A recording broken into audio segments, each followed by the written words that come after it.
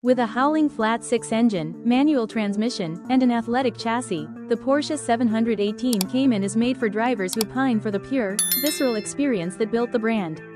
To be fair, the 718 Cayman can also be equipped with a choice of two less soul-stirring turbocharged four-cylinder engines rated at 300 and 350 horsepower, along with an optional 7-speed dual-clutch automatic transmission.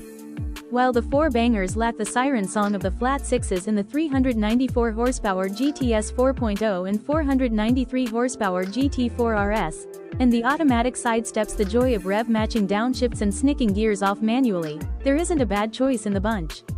Regardless of powertrain, telepathic steering and precise handling remain in full effect across the Cayman lineup thanks in part to the inherent balance of the mid-engine layout and the chassis magic that Porsche engineers know how to wield better than almost anyone else.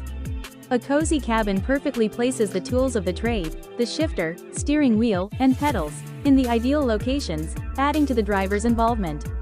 A smattering of modern convenience features makes a showing too, with a standard infotainment touchscreen, cruise control, heated seats, an 8-speaker audio system, and Apple CarPlay.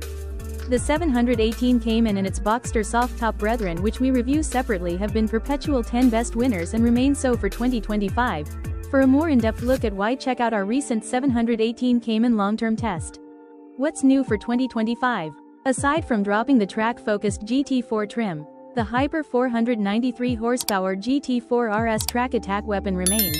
The 718 Cayman lineup carries over to 2025 with no changes. Pricing and which one to buy. The price of the 2025 Porsche 718 Cayman starts at $74.795 and goes up to $166.195 depending on the trim and options. Interior, comfort, and cargo. Easy to understand gauges, comfortable seats, and well-placed controls give the Cayman's cabin the form-fitting feel of a superhero's suit.